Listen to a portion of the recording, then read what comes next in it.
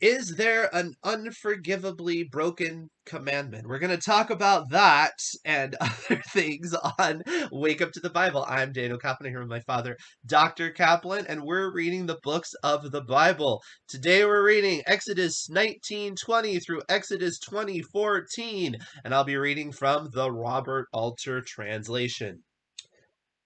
And the sound of the ram's horn grew stronger and stronger. Moses would speak, and God would answer him with voice. And the Lord came down on Mount Sinai to the mountaintop, and the Lord called Moses to the mountaintop, and Moses went up. And the Lord said to Moses, "Go down, warn the people, lest they break through to the Lord to see, and many of them perish. And the priests too, who come near to the Lord, shall consecrate themselves, lest the Lord burst forth against them."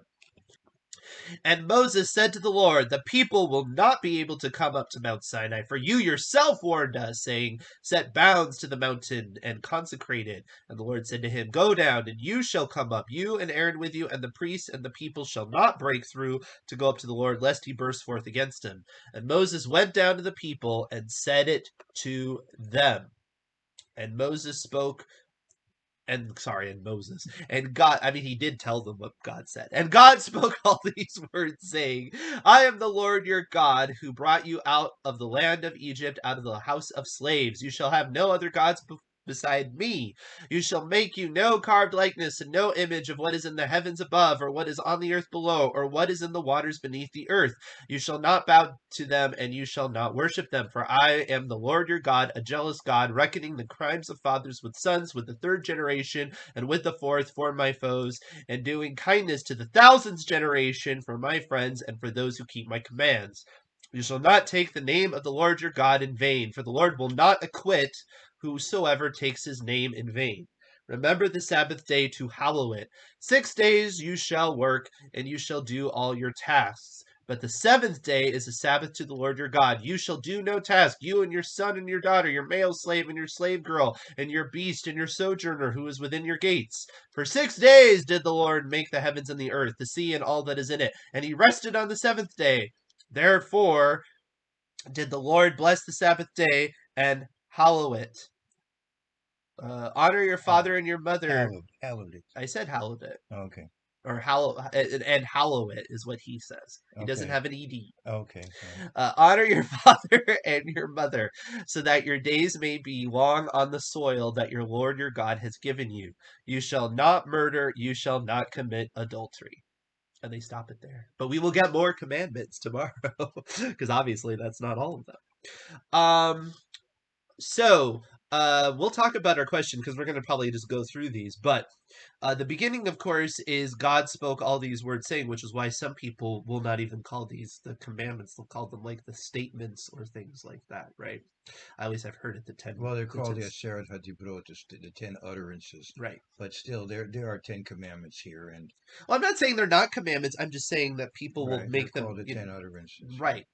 The later with the Sermon on the Mount, you can find a similar pattern with Beatitudes, because even though there are 8, I believe there's 8 blesseds, but there are 10 statements, I believe, in that opening section. And somebody's going to count and call me out on it. Fair enough. Do it. Do the math. I'd like to mention that even the historian Josephus does organize the 10 Commandments the way Protestants organize them.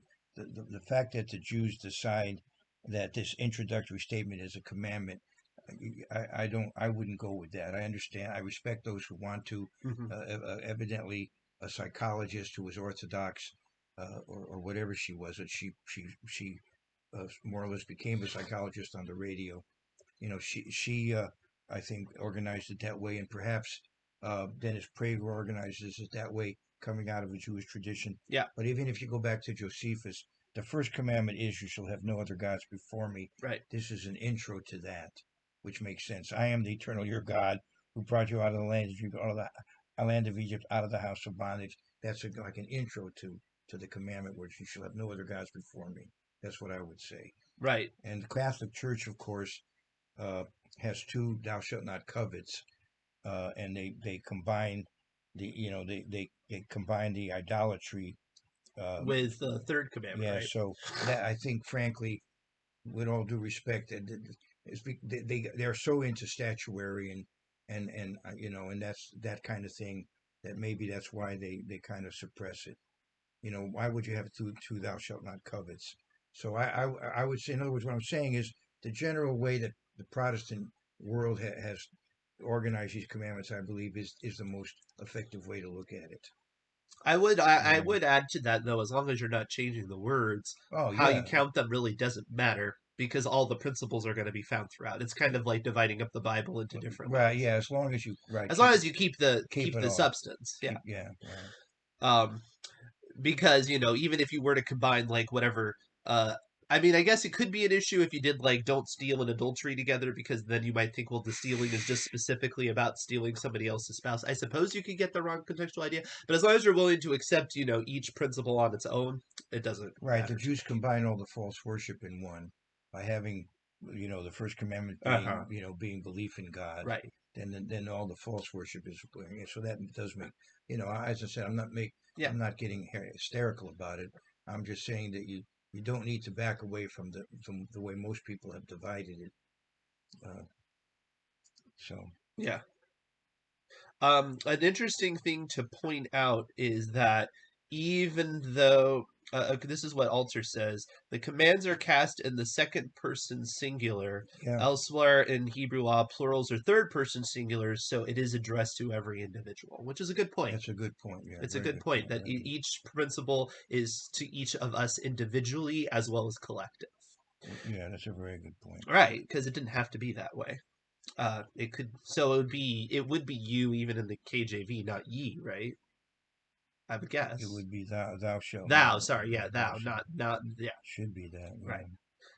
Not thou, not thee. Yeah, And it doesn't say, I believe, that you can't have sculpture and art and whatever. This isn't in terms of worship. You can't. right. It's I can't. You don't have idols. Right. Yeah, no, that's something I want to talk about. Yeah. Second commandment violations. This is something that people are concerned about. So Right. let's just kind of go through them, okay? Right. So it says, "You shall make no carved likeness and no image of what is in the heavens above, or what is on the earth below, or what is in the waters beneath the earth."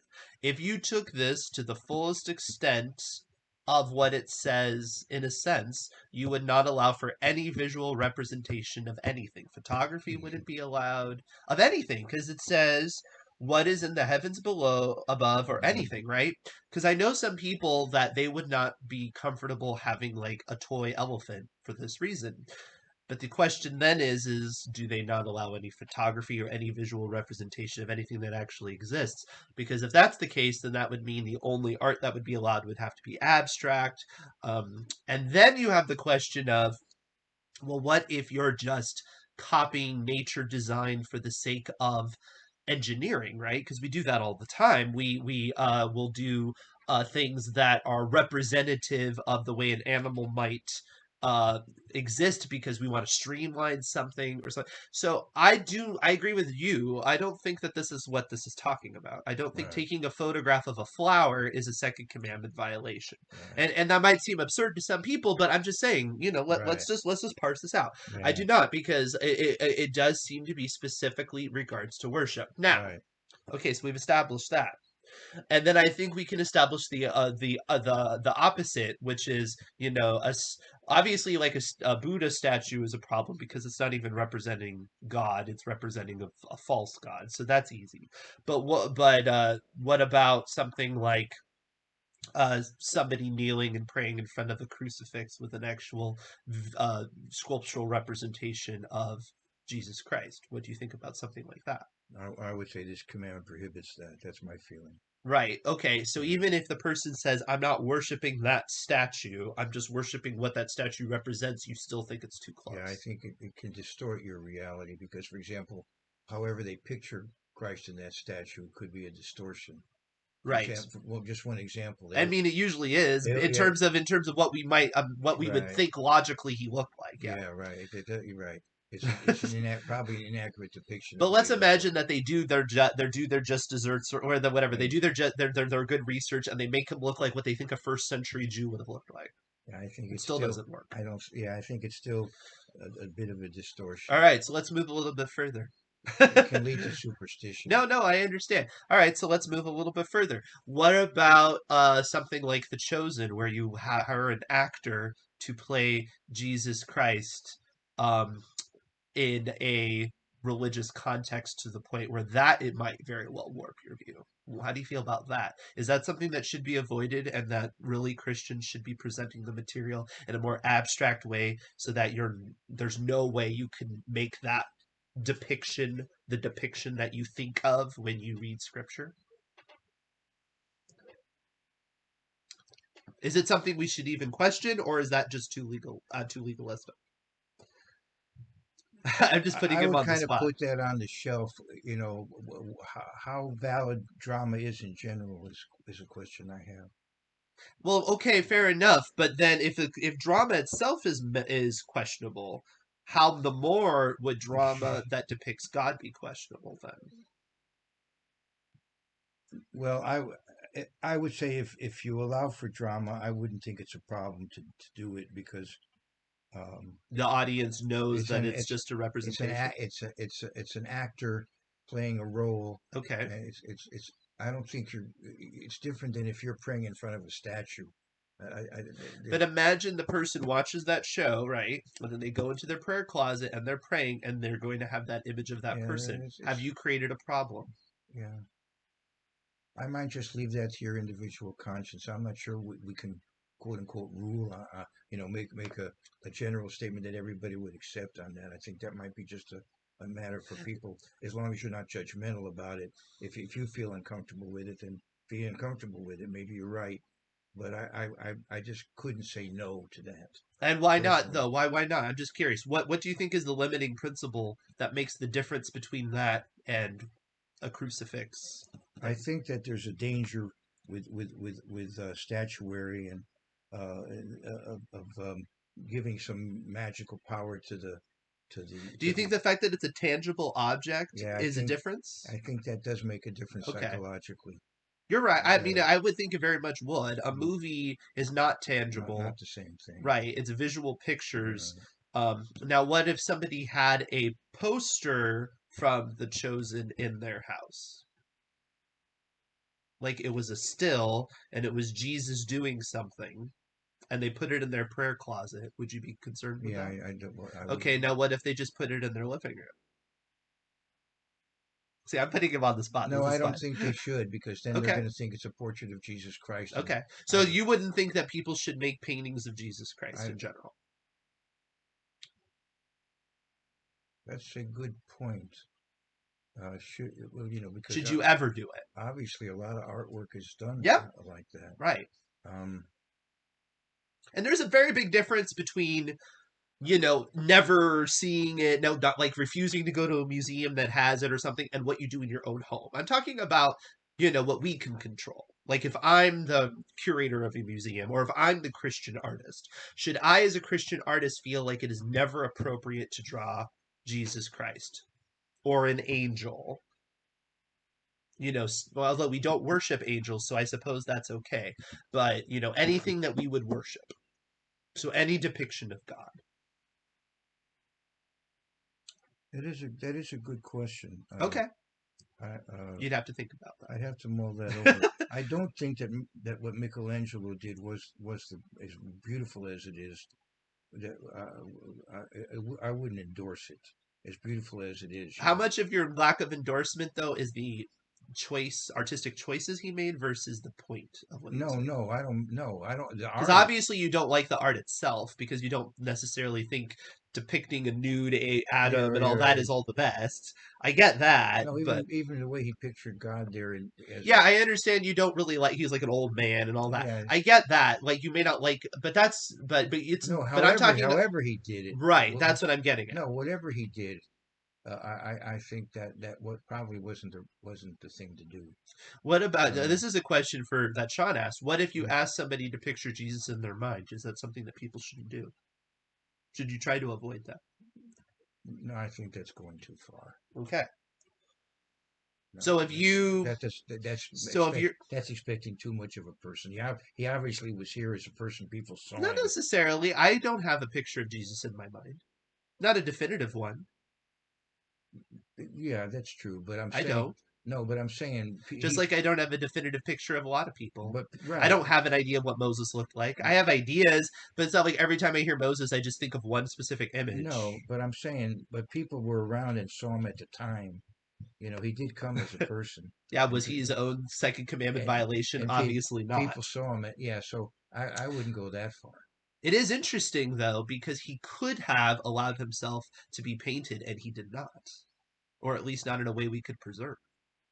It's very possible he could have. It existed. We do have paintings from that era. Do we have for specific portraits of people? Sure, I I sure. don't know. I know we have paintings. We don't. Yeah, we have like we have pharaoh paintings way before Right. Yeah. that. Yeah. Right. We do have that. Yeah. Yeah. hmm Yeah. Yeah. That's well. So, in my opinion, I would think if but again, but then you could argue, well, he doesn't want us to to get narrow about it. Right. But again, why maybe should you be more abstract? Should you maybe be more abstract as a Christian artist? Is that maybe the smarter way of going about it? The C.S. Lewis approach, where if you put Jesus in your story, you make him the lion.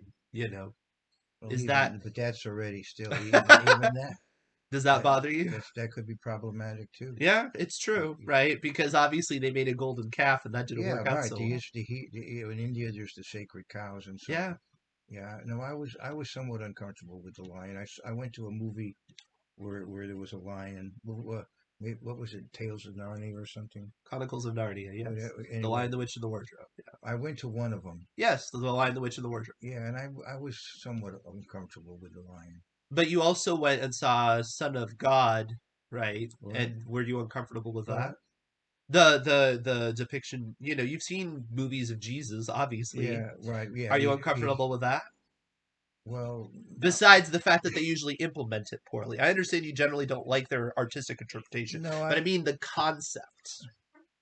Because let's I was say almost better. I I'm was going almost, let's I was say happier with a person in a way than with a lion. fair enough. So let's say that I was a Christian producer, you know, and somebody said, "I want you to do a artistic representation of Matthew." Do you think I can without it being a second commandment violation? And I guess your point is well, is drama okay in of itself? Well, I personally don't think you can make the argument that that's actually drama because all you're doing is imagine it's a word for word Right. depiction. That's not really drama. That's just a retelling. So the question is should I visually retell Matthew with a depiction of Jesus, or is there something else that I can do perhaps to make it clever that is better, or should I not worry about That seems to me a gray area. it? Okay. I would not condemn it, Okay. or just out of hand. Okay. I've often looked at the Gospel of John, because I like that Jesus The one that's character. on Netflix. It's a He's word for word, right? he's masculine and he's mature, and he comes across well, although he doesn't look well. I mean, wow, he just he certainly isn't a model for style. Uh, you know, I mean, Jesus' cloak was evidently worth. Maybe they just had some superstitious feeling about the cloak, but it might have been a good quality cloak. They were raffling it off, Right. and you get the impression it was a good quality cloak that he wore. He didn't wear rags. Yeah. You wouldn't have a servant of God going around in rags. Sackcloth, yes, to indicate mourning, like the two witnesses, but otherwise, what kind of impact are you going to have if you look, improper when you're speaking? So I mean, I understand a person can dress casually, but that doesn't mean, there's a difference between casual and just inferior Right. quality. Right. And so I don't They like. often want to make him very kind of low class feeling. Yeah, right, and that, I mean, his That may have not been the his case. dad was had a skilled craft, probably made a decent living. He had humble circumstances when he was born. He was born in a trough, but okay, but that doesn't. But his family was not necessarily, um, what's the right word? A poverty-stricken family. I mean, his dad was a skilled craftsman, and I think we I tend mean, to. in that era, it was basically a very small amount of people who were affluent, and everybody else was just like Yeah, scraping right, by. At least right, that's right. my economic understanding. Probably, yeah, So he would have basically been yeah. But I don't average. think he right. I don't think he was below. I don't think he was in his day and time poorer than most. That's what I'm saying. I think he was like middle, maybe you could say middle class For the uh, time frame, for the not time. not in For comparison to yeah, modern for the era. time frame. Yes, Yeah. his dad had a skill Uh-huh. and could support Yeah. the Not the family. most humble. It could have been. It's kind of back to the Mount Sinai thing. It's not the most humble. Right. It's in Yeah. between. Right. Yeah. All But right, let's move forward.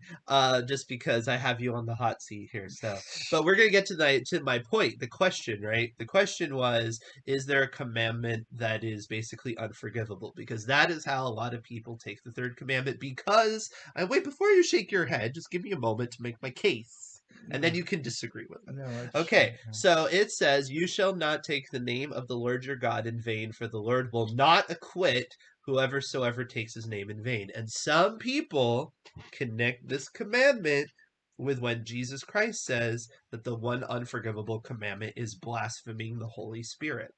And that is why it says that. There is something you can do that is unrecoverable, and blaspheming the Holy Spirit is seems to be that, or at least some people say that is, and they connect it to that. What do you say? I strongly disagree with that. I think I love it. I think what he's saying here is we might take it lightly, but he doesn't. And frankly, people nowadays do take it lightly. Wow, they sure do. It's all over the place. Now I realize there's Well, it more. depends on what you define. Okay, so now we're going to go No, back to another no. question. What does it mean to take his name in vain? Now there are various levels of that. Okay, I do agree that if you claim to be a religious person and you act wrongly, right. you've taken his name in vain. Or you say God permits something he does not, or Okay, judges right. against But something I he do does not. believe also just you can verbally take his name in vain. You ought to have reverence for his name. Okay, And this OMG all the time, I think that is taking his name in vain. And because people are likely to do that, he warns them ahead of time. I don't take it lightly. I don't. You're not innocent if you do it. You might think you're being innocent. Oh, it's just I'm just you know saying it, but no, you shouldn't. yeah, You should not be using God's name in vain in that way. right. Is Right. this commandment tied to false prophecy? I would say yes. It's the same thing. It's because it's taking his name in vain. If you say God put it on my heart in order to give more weight to what you're saying, I that's agree. taking his name in Yeah, vain. you have to be very. I You would have to say be you very have to be careful with very that. careful. I would And I'm not saying every time anybody does that, they don't, in their heart of hearts, believe that maybe it came from God. But you have to be very careful. And I think there's a looseness there. Again, it's what my dad is saying. It's a looseness about using the name of God, either as an exclamation just to show emphasis to a point, or within religious circumstances, using it as a way to just make it seem like, this is very important. You need to listen to it because I believe it carries a lot of weight to myself. And that's not the purpose of God's name. God's name is to convey divine truth. So you have to be very careful. now the Jews have gone to an extreme with reverence for God's name. Sort of. Well, let me give some examples of that. They will in common speech Orthodox Jews mispronounce it deliberately. They'll say Elohim. They'll say Adoshem Right. or Hashem, the name. Yeah, unless you're in a religious Unless you're circumstance. right, Yeah. unless you're A praying or ceremony. reading scripture, Right. Yeah. and they'll also say instead of El, they'll say Kale instead of El for God. They'll Yeah. say Kale. Although they don't mispronounce Shaddai Yeah. that I know of. I think though, as But much as I think that is extreme, I think there is something to be said though about the difference between ceremony and not, and I think a delineation would be helpful that I don't know if Christianity does enough. and then another thing is that that has been carried over. And there are Orthodox Jews who don't agree with this concept, but there among many Orthodox Jews they would put G-D Right. or L-RD, Yeah. not even write it out in English. Right. And there are Orthodox authorities who would tell you that that's going too far. Fair enough. Uh, but I know But on the other hand, though, there are they some will. messianic types that do that. You know, I think they I do that just to appeal to the audience, maybe, though. yeah, Maybe they don't. Sorry if I called you yeah, out, but yeah. I think a lot of times, they're just going with emotion. Now, no, but the one thing though I will say is people can point to Orthodox Jews that will use OMG because of their difference of opinion of this thing. They will say that is not what it is referring to. It is not referring to OMG. It is specifically referring to using God's name to convey false Well, I information. don't think if you refer Modern Orthodox will. maybe, but I think it's partly because it's English and not Hebrew. They wouldn't use God's Hebrew name that way. That's my point, though. They, It's like a taboo sacred they name would thing. not say like they would not say Elohim as an expression, which secular Israelis would. You know, Right. secular Israelis might say Elohim Oh, really? yeah, I guess that makes sense. but Why wouldn't they? Yeah. but Orthodox Jews would not, no matter how modern. Right. Yeah. Right.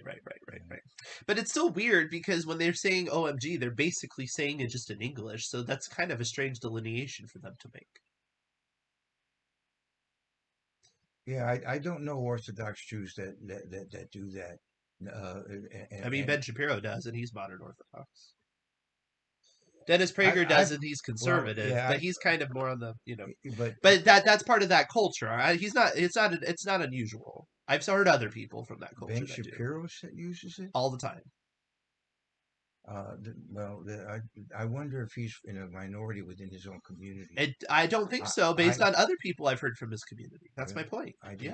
Okay, I didn't And hear. then Dennis Prager's PragerU Well, video well, all specifically right. says that that is not what the I know, third but he's in a commandment is about. separate category. He's not. I know he's conservative. Yeah, He's he's not. not rabbinically No, orthodox. he's not rabbinically But orthodox. Yes.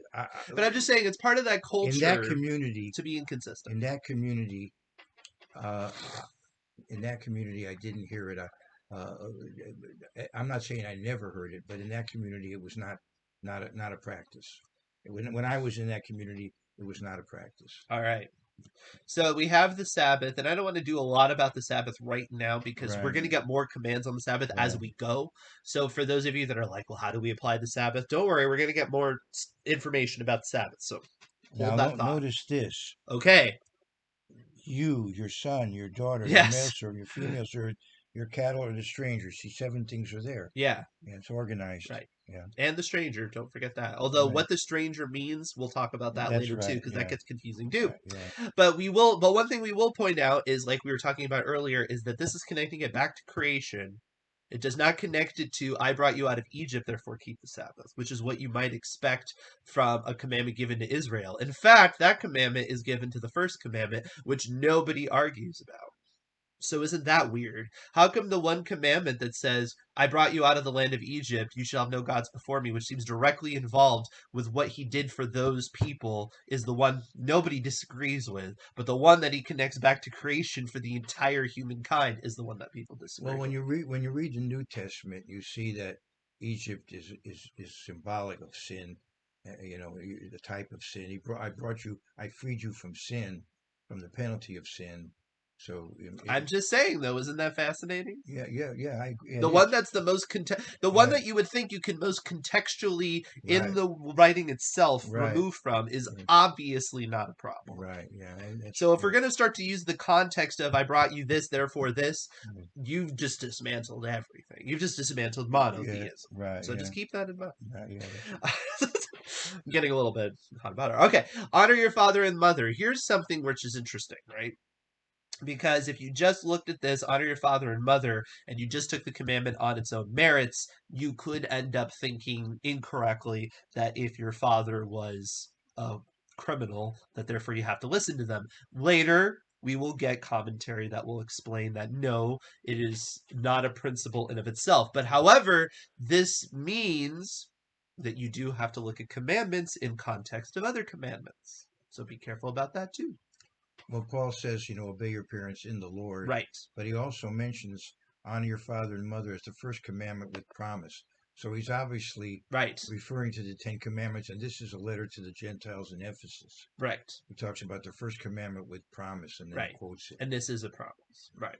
So, Now, when it says the days may be long on the soil, there's a couple reasons for that. I do believe in divine blessings, but I also think, generally speaking, if you do not discount the wisdom of those who came before you you generally do live longer than people who don't, because they have made mistakes that you and they have the wisdom. If you think about it perpetually, it's like the people that say, I stand on the shoulders of giants, right? That's what you want. What you want is to not throw out the baby with bathwater, which of course is very against what people are doing now. If you The concept of honoring your parents' wisdom is very discounted nowadays. and having a good relationship with your parents anyway is a good will help to give you a jump start in life because your parents Yeah, can be helpful. right. And this is Yeah. also a commandment that would be hard to necessarily get on your own, as you can clearly see. There's a lot of ethical people out there, you know, that might be able to surmise that it's not a good idea to murder somebody else because that's counterintuitive. Honoring your parents is a little bit trickier. Now, I do think there are people that can still figure that out because, Oh yeah. again, the concept of perpetual wisdom. But I will say it's one of those. Um, I think Paul says specifically the one is covet, right? He wouldn't have known, which I think is probably You're the right. best one if you Yeah. want to pull out one for what we wouldn't know without divine revelation. Of course, I believe we also wouldn't know any of this if God didn't interact with us at all. But, um, But anyway, honoring parents though is something that in many cultures is certainly very strong. yes, You some know, cultures do it better than others in a I mean, sense. it's very strong, for example, in Chinese culture. Right. I one time saw a communist movie. You've probably heard of Eisenstein, who did these wonderful, well, these propaganda pieces in the USSR. And I saw one of them. And in this movie, which is put out by an atheistic country, the concept of honoring your mother is very strong in the movie. This guy is joking with his mother, and he did something out of the ordinary, and he says, "Normally I would obey you, but in this one case I didn't." Yeah. But it shows that even within that communist society, they wanted parents to be honored. Right. All right. Let's move on. You shall not murder.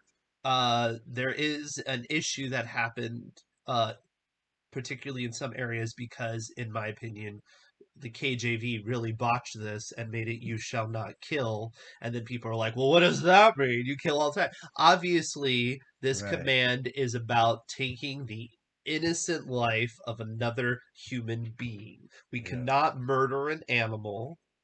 It's Yeah. not a biblical concept. Yeah.